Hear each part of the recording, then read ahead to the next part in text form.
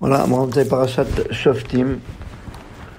On poursuit les halachot du Kotel Aramaravi, là, le comportement qu'on doit avoir. Donc, il est permis à un homme qui n'est pas pur, même s'il a perdu de sa semence, par exemple, de rentrer sans villa dans le Kotel Aramaravi, au mur d'alimentation, et même s'il est proche du mur pour prier là-bas. Et aussi pareil, une femme qui est nida, qui a sa menstruation, ou bien une femme qui a accouché, qui a un écoulement, elle a le droit de rentrer au côté d'un maravi avant la tvila, avant de se tremper au mikvé, même pendant la période qu'elle a un écoulement, parce que le côté d'un maravi, c'est la muraille du Harabaït, du mont du temple, et donc quand on est à côté du côté de la Maravi, on est en dehors de la Choma, de la muraille du mont du temple. Donc c'est permis. L'interdiction, c'est de ne pas rentrer dans Arba. Il faut faire très attention. Mon va vers au taille. Combien les rabbinim cette année ils ont rappelé, il y a des gens qui ont voulu rentrer, disant ils connaissent exactement l'endroit du Beth Amikdash, du temple, qui était construit, quel est l'endroit après la muraille qu'on n'a pas le droit de rentrer. Et donc il y a beaucoup de gens qui malheureusement ils veulent rentrer avec des kippots, tout ça, mais il faut savoir que tous les rabbinim de tous les temps ils ont interdit complètement de rentrer à cet endroit-là dans le Harabaït, parce que Moraïotaï, c'est comme si c'est une faute très grave. Celui qui rentre là-bas, il est chayav karet, il est sanctionné du retranchement, comme si quelqu'un il a des relations avec une femme nida, comme si quelqu'un il mangeait le jour du Yom Kippour, comme s'il mangeait du Hametz, ça fait ça. Donc il ne faut pas rentrer, même si vous voyez des gens avec des barbes, je ne sais pas s'il y a, mais en tous les cas, on n'aura pas le droit de rentrer à l'intérieur après la muraille, après le côté de la Maravi, à l'intérieur. C'est pas parce qu'on voit des gens qui rentrent, et bien qu'on dit c'est permis. C'est pourquoi on a le droit de rentrer, d'ailleurs une parenthèse, parce que le Beth Amikdash, on n'a pas le droit, l'endroit saint du Beth Amikdash, on n'a pas le droit de rentrer avec des chaussures, mais au côté de la Maravi, on a l'habitude de rentrer avec des chaussures. Donc on a dit la semaine dernière, comme quoi il faut faire attention de ne pas, même pas démolir même un petit morceau des pierres du kotel, et aussi de ne pas prendre un peu de terre qui se trouve entre les pierres du kotel, et ce que font des fois des touristes, qu'ils prennent, malheureusement, ils cassent un petit morceau de pierre du kotel pour la prendre avec eux comme un souvenir. Cette chose-là, il faut savoir, elle est complètement interdite de la Torah. On n'a pas le droit de prendre ni la terre, ni les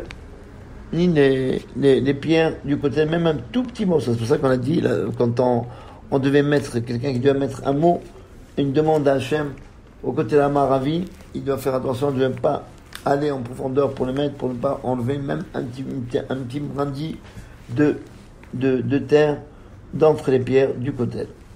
Alors, celui qui ne savait pas que c'était interdit, qui a pris un morceau de pierre du côté de la Maravi en tant que porte-bonheur, alors il doit réparer cette faute-là et de la ramener à sa place, et en la collant fortement, prendre une bonne colle au côté, entre les pierres, et pour pardonner pour expier la faute qu'il a faite, alors il doit faire une tchouva, un retour vers Dieu, et il doit faire le vidouille sur cette faute qu'il a fait, et il doit donner de son argent au binyan pour réparer aux constructions des synagogues et des maisons d'études, ou bien il doit ajouter du limud de la Torah, de l'étude de la Torah, et ajouter des fixations du temps pour l'étude de la Torah. Donc, il y a beaucoup de gens qui font attention de ne pas nettoyer les pierres du kotel en les ponçant, même si on va enlever un petit morceau, on n'a pas le droit de faire. C'est pour ça qu'on conseille toujours qu'il vaut mieux laisser les pierres du kotel telles qu'ils sont, même si c'est un peu sale, et seulement nettoyer le parterre du kotel, parce que c'est une mitzvah et l'obligation de bien que le kotel soit propre et qu'il soit bien balayé, et ça c'est une mitzvah. Quand on doit renforcer les pierres du kotel, il vaut mieux, a priori, de les coller. Et si on peut pas seulement, ils peuvent pas être solides qu'en utilisant la colle, eh bien, on peut faire tout ce qui est entre nos mains pour qu'ils soient vraiment consolidés, qu'ils ne tombent pas. Et bien sûr, tout ça, ça doit faire avec une surveillance d'une autorité rabbinique. Mais il faut pas toucher il faut pas changer la forme des pierres du kotel en les pensant, parce qu'il faut laisser les pierres du kotel telles qu'ils ont été construites depuis le début.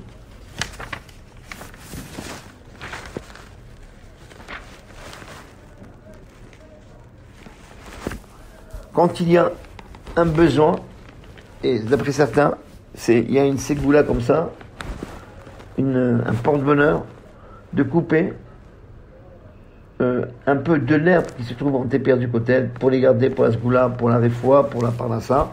C'est quelque chose, une ségoula qui est connue, qu'on trouve dans les livres, de prendre des pierres. Donc l'herbe qui se trouve, qui pousse entre le kotel, ça, il n'y a pas d'interdiction. On peut l'enlever et l'utiliser pas en tant que ségoula.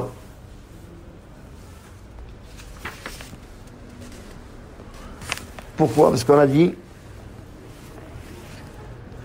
la gdusha qu'on a, la sainteté qu'il y a, c'est seulement dans les pierres du kotel et dans la terre du kotel, dans la terre qui se trouve entre les pierres du kotel, mais il n'y a pas d'interdiction de couper avec beaucoup d'attention de l'herbe qui pousse entre les pierres du kotel et de les prendre pour les utiliser pour la ségoula, parce que il y a pas du tout de gdusha dans l'herbe, mais faire attention, ne pas aller jusqu'à la racine, parce que si on va jusqu'à la racine, forcément on va enlever un peu de terre, et ça, on n'a pas le droit de le faire, mais simplement il peut couper avec un couteau, ou bien avec des ciseaux, un peu d'herbe sans toucher à la terre, et avec beaucoup d'attention, de ne pas porter atteinte fortement aux pierres du kotel, et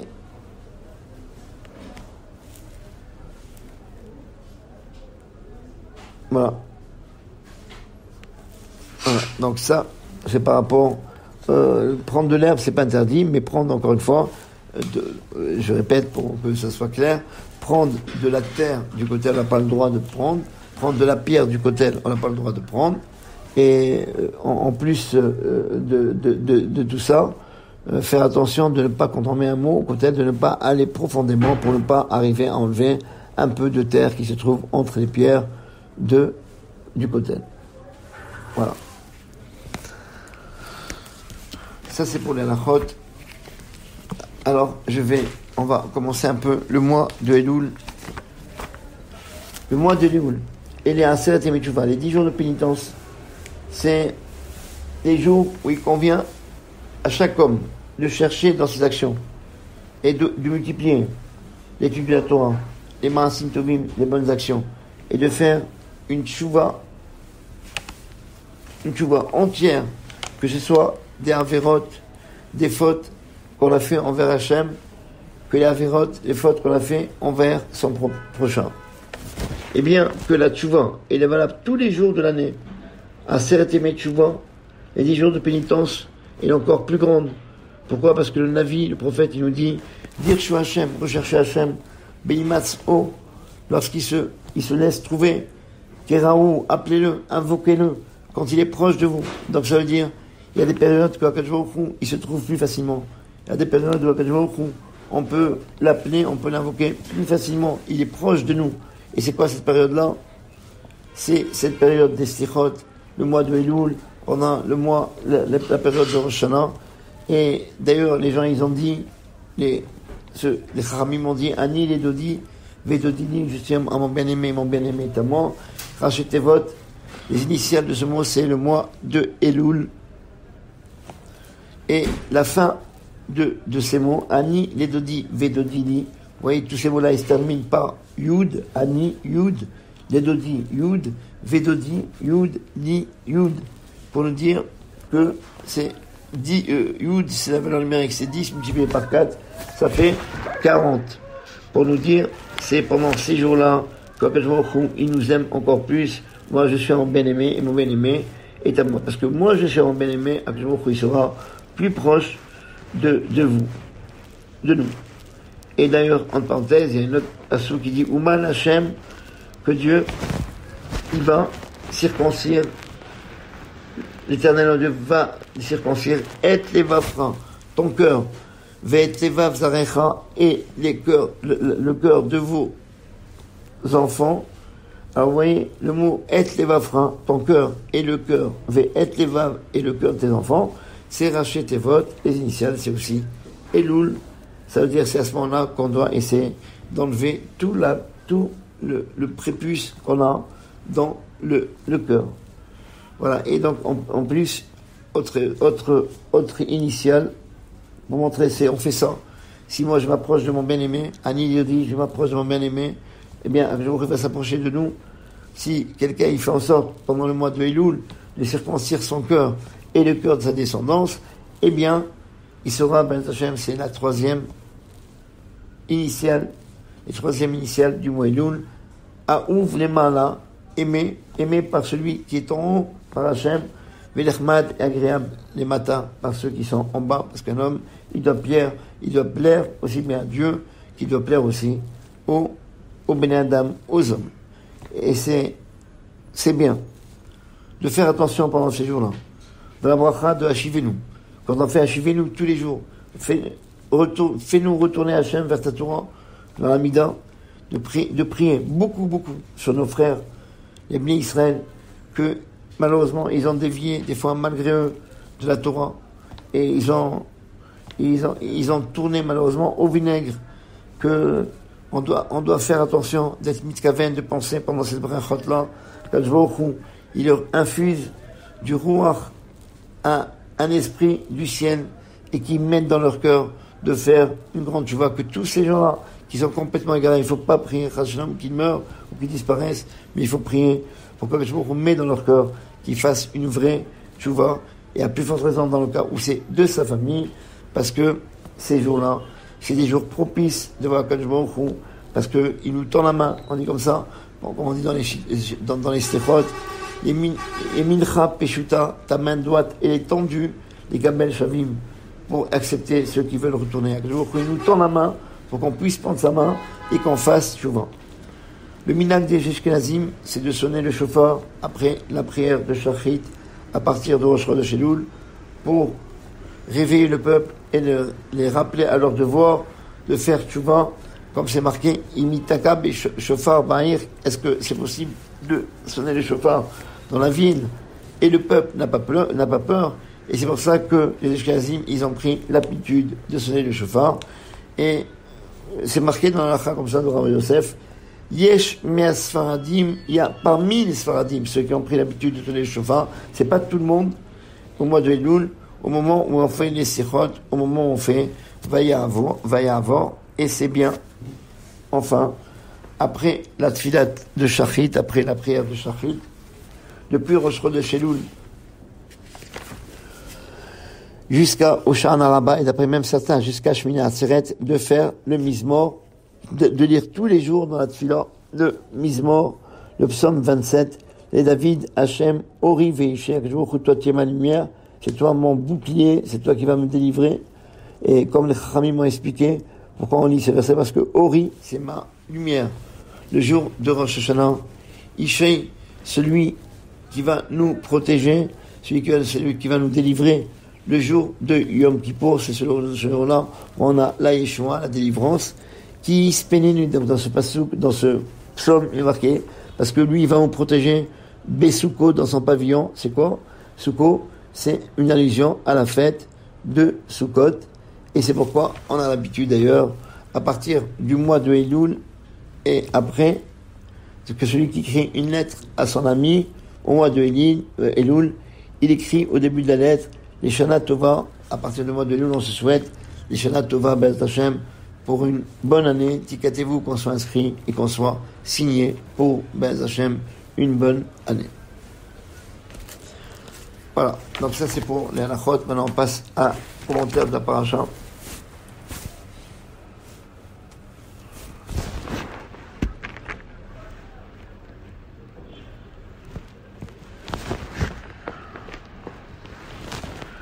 Shoftim beshotrim, tu dois avoir des juges et des policiers, bechol she'arecha, dans toutes tes portes.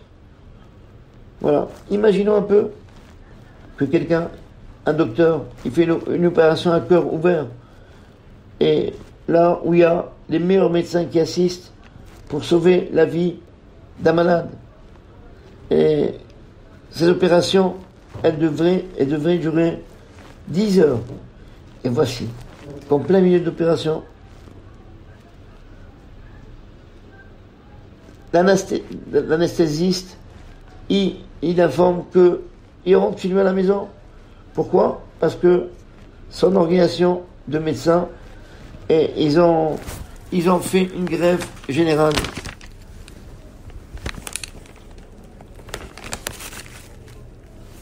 Et les médecins, ils commencent à lui crier, mais attends, mais tu es fou, tu rentres chez toi.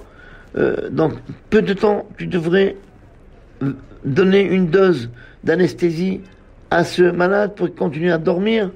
Il va souffrir, il ne peut pas rester pendant cette opération. Et sinon, en plein milieu de l'opération, il va se réveiller. Et le professeur qui dirigeait l'opération, il suppliait l'anesthésiste en lui disant, fais attention, je t'en supplie, reste. Il dit non, moi je dois partir.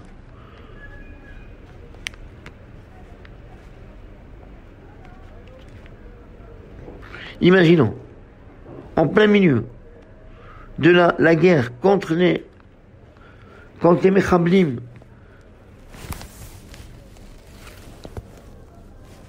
dans la frontière de Gaza, quand des Mechablim, j'ai pas le nom sur le bout de la bouche, ils rentrent en Israël, il y a des soldats qui disent non, maintenant c'est le moment de la récréation, il va faire une pause café. Et pourquoi? Parce que c'est l'heure du goûter. C'est sûr que des gens qui disent comme ça, ils seront renvoyés de leur poste, destitués tout de suite, et en plus ils seront condamnés par le tribunal. Rabbi Shimon Pinkus disait, nous aussi, on se comporte comme ces gens-là.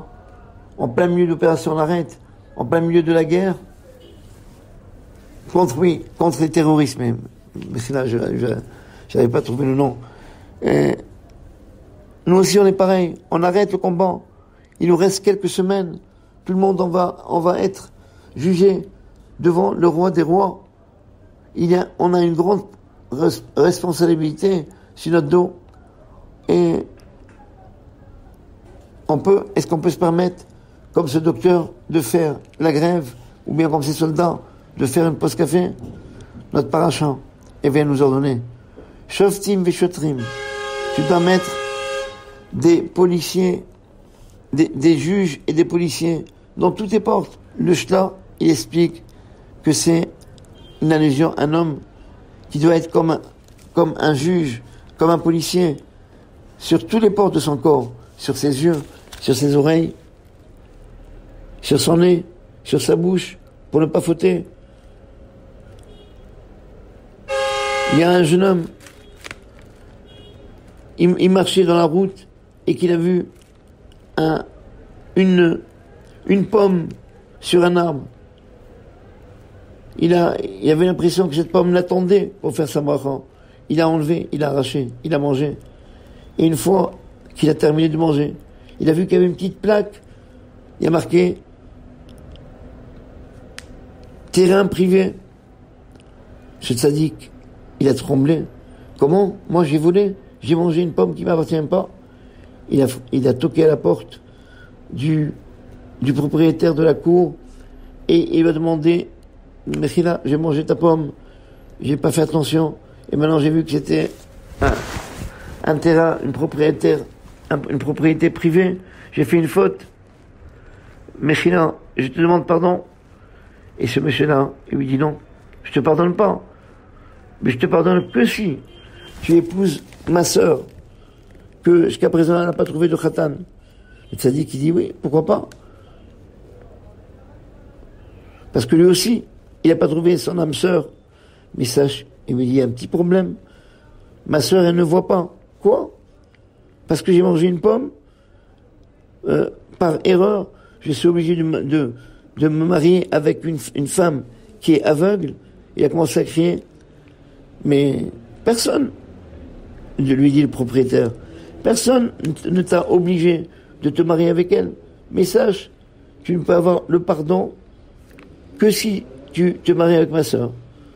Le tzaddik y a pensé, et à la fin, il a consenti, parce qu'il savait combien la faute du vol est importante.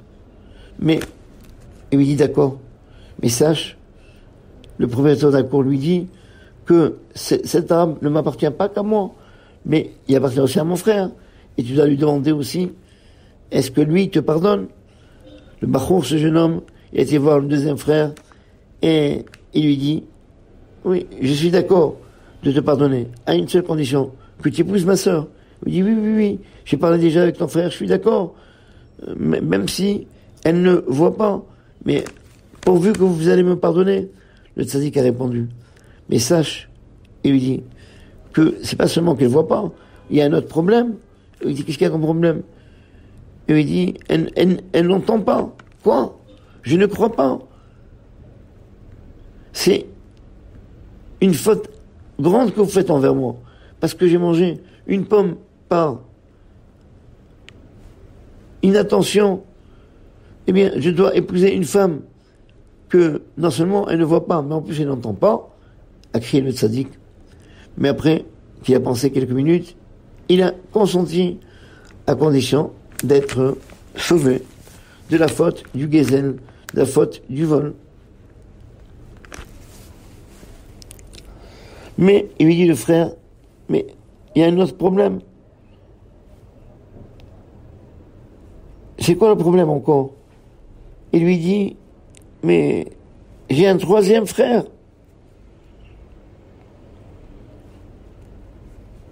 Que ce terrain lui appartient, que cet arbre lui appartient. Tu dois demander aussi à lui de te pardonner. D'accord. Qu'est-ce qui peut être pire que ce que j'ai entendu? Il a pensé.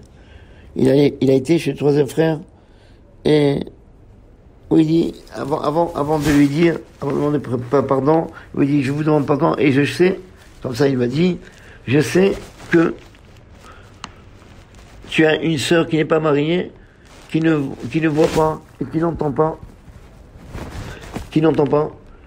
mais j'ai pris sur moi de l'épouser pourvu que vous me pardonnez d'avoir mangé cette pomme. Et il dit oui, mais sache qu'il y a un autre problème. Elle parle pas. Quoi? Je ne crois pas. Quoi? Toute ma vie je vais supporter parce que j'ai mangé une pomme par inadvertance. Et pitié de nous, moi je suis jeune et tout mon avenir est devant moi. Voilà, c'est nos conditions, malheureusement. Si tu n'acceptes pas, tu ne seras pas pardonné. Voilà. D'accord. Akol Mishamaim, tout vient du ciel. Mais dites-moi, avant que je me admisse, est-ce que, par hasard, vous avez un autre frère, où je dois demander le pardon et qu'il y a un autre problème? Alors il dit non, on est 3 frères et une sœur.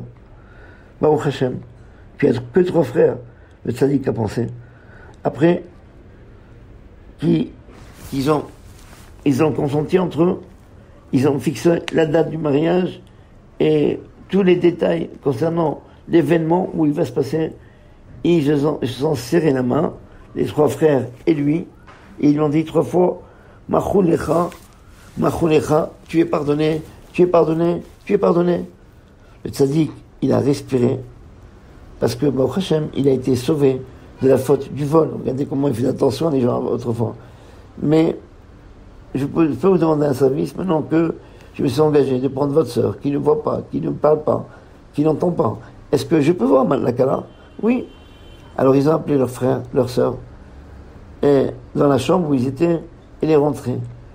Une fille, aussi belle que la lune, aussi claire que le soleil, Quoi? C'est ça ma kala? C'est ça ma femme? Le tzaddik a demandé avec émerveillement. Oui, c'est notre sœur. Mais pourquoi vous m'avez provoqué tous ces problèmes-là? J'allais mourir d'une crise cardiaque. Et que vous m'avez dit que notre sœur, elle ne voit pas, elle n'entend pas, elle ne parle pas. Alors, Chas Shalom, on n'a pas menti. On a voulu te dire qu'elle ne voit pas ce qu'il ne faut pas voir. Elle n'entend pas ce qu'il ne faut pas entendre. Et elle ne parle pas ce qu'il ne faut pas parler. Voilà comment un homme il doit être pour au taille. Faire attention de voir que les choses bien, à faire attention à ses yeux, faire attention à ce qu'on écoute, pas passer notre temps à écouter toutes les discussions du coin, faire attention de ne pas parler, utiliser toutes ces paroles, tout ce temps-là qu'on utilise pour le mal, que pour l'étude de la Torah et pour les mitzvot. Voilà donc par rapport à la premier pasouk, deuxième pasouk, il y a marqué aussi dans la paracha, l'otasour, tu ne dois pas t'écarter minatavar de la chose asher yagid ou lecha, que les chamim vont te dire ni à droite ni à gauche.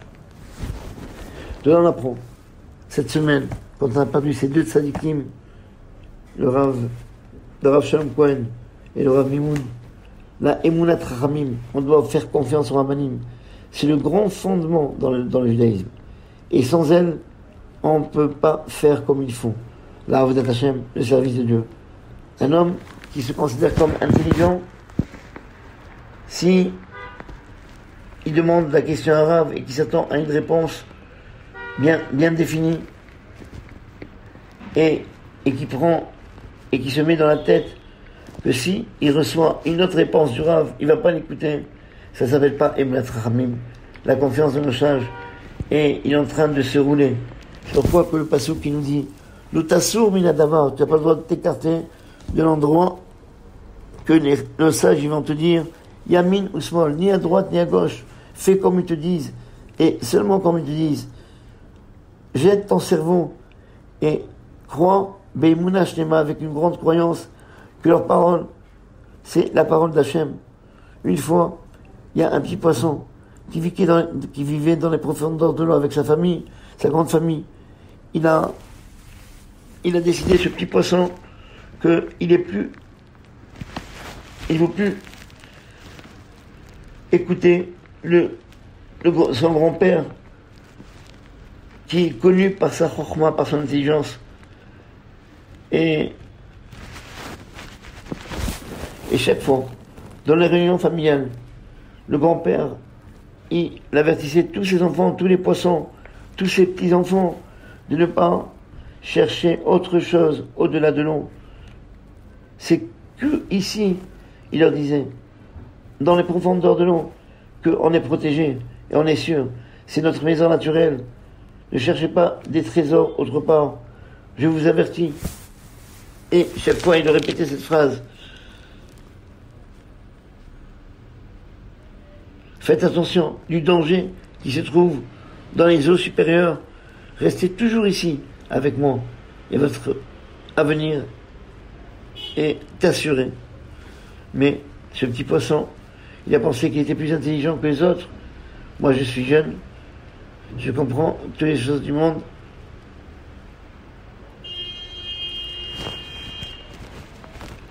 En plus, il était curieux de savoir qu'est-ce qui se passe en haut. Alors, il est monté. Il a dépassé un peu l'eau. Il a vu un monde beau. Une plage avec des chaises longues. Le soleil qui brille. Des enfants qui s'amusent devant l'eau. Et un jour, il vient devant ses frères, les poissons, il leur dit, je pense que tout le monde vous trompez. Il y a une belle vie en haut. Une vie surprenante. Je vais essayer ma chance, tenter ma chance. Là, je m'ennuie. Rien ne bouge. J'ai l'impression d'être étranglé. Je veux goûter quelque chose d'autre, de sortir vers le nouveau monde, dans le progrès. Ce petit poisson qui était...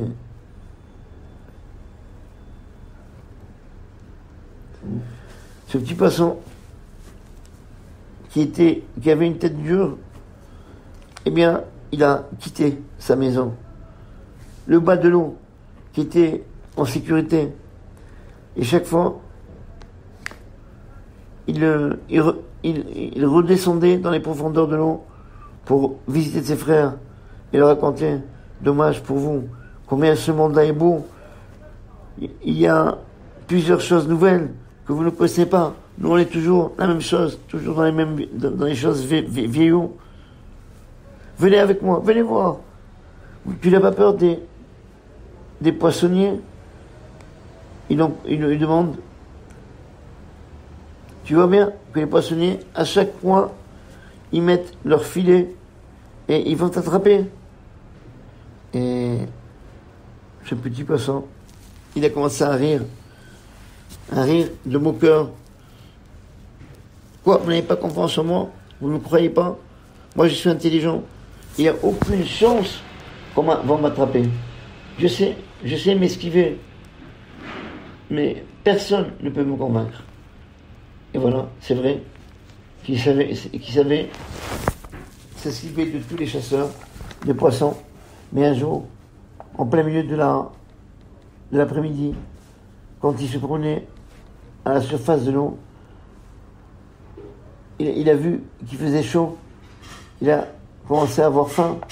Et soudain, il a senti l'odeur d'un pain frais. Sans trop penser, il a ouvert sa bouche.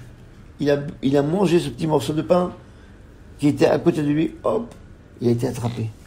Et voici. Il a vu qu'il y a quelqu'un qui le tirait d'en haut. Il a essayé de se poser de toutes ses forces, mais il n'a pas réussi. Et toutes les supplications qu'il a fait pour laisser tranquille, et bien sûr, ce pêcheur, bien évidemment, il était content sur ce qu'il a trouvé. Et il a tiré vers le haut et il a pensé déjà comment il va le frire, qu'est-ce qu'il va mettre avec, comment il va le manger. Et ce petit poisson qui est mesquin, qui est pauvre, il a essayé de demander, laisse-moi tranquille, je reviens, laisse-moi retourner chez ma famille, laisse-moi retourner chez mes frères, simplement pour leur raconter la faute que j'ai faite, que le grand-père il avait raison, et leur raconter combien les paroles de notre grand-père étaient justes. Mais le poissonnier, à ce moment-là, il n'a pas fait attention à ses paroles. Il lui a dit, si je t'envoie, si je te redonne ta liberté, au contraire, tu vas avertir tous les poissons et les autres poissons de ne pas s'approcher au bord de l'eau. Et moi, qu'est-ce que je vais devenir? Je vais perdre toute ma parnassa, toute ma nourriture. Et le poisson a commencé à trembler de tout son corps. Il a compris que son destin est gravé. Et voilà, il a été attrapé parce qu'il n'a pas écouté le grand-père qui avait plus d'expérience. Pour arriver à Otsaï, pour nous, c'est nos rabbanim. Il faut pas croire, ne pas dire comme ça, à mon humble avis, c'est comme ça. Vous pensez que nos rabbanim, on est plus intelligents qu'eux. Eux, ils comprennent pas dans le monde moderne. Il faut pas s'en faire. Baruch Shem, la Torah, elle donne cette chokhmah à nos rabbanim. Ils ont la siyata d'Ishmaïa, même si des fois, ils n'ont pas, peut-être ils comprennent pas.